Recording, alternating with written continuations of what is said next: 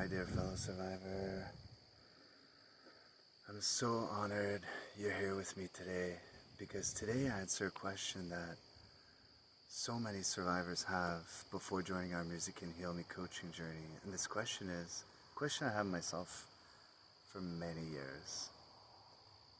If it's not feeling like it's the right time for me to heal, if it's not feeling like things are not lined up for me to heal right now because there's too many extra challenges beyond my grief, right? Whether it's where I live, whether it's who I'm surrounded with, whether it's something else that's internal, right? Addiction, whatever. Now's not the time for me to heal. So how am I supposed to heal? Rightfully so. It's a question, like I said, I had for many years.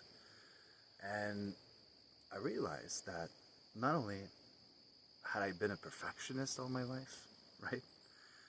But I also never understood how to step away from that because I didn't even know I was a perfectionist, right? So once I understood that basically the way I was saying about my healing is I was delaying my own healing because of X, Y, Z that weren't just right, that weren't just perfect, or how I wanted them to be.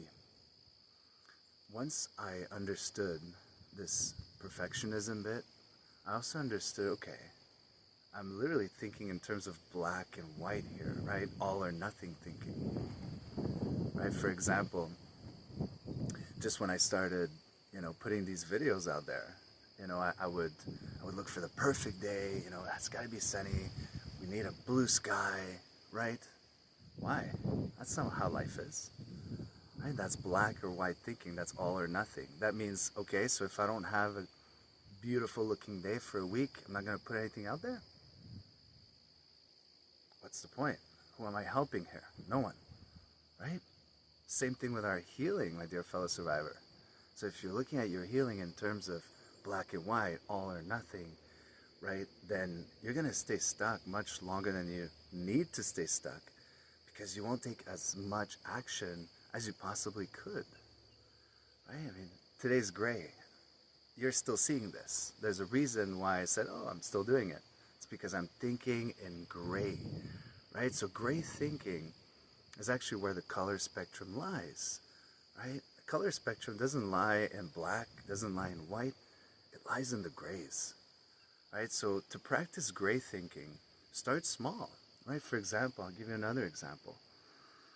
This week, I didn't follow my morning healing ritual for Monday, Tuesday, and then Wednesday I was kind of at a crossroad. I can today, I can follow it, there's nothing in my way now, but should I just kind of like wait till next week?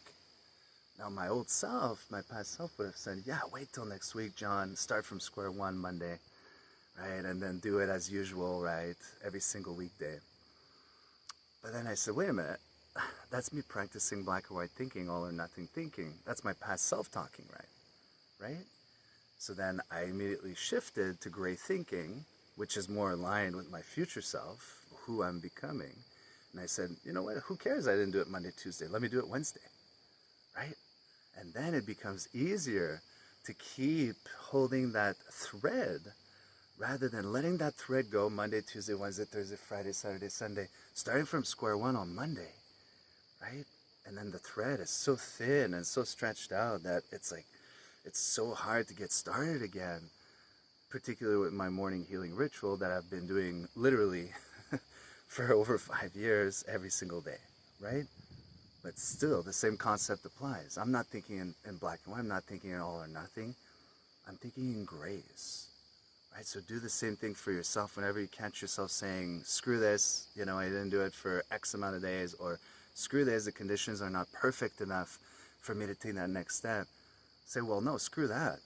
That's my old self. That's my past self saying it's got to be all or nothing. It's got to be black or white, right?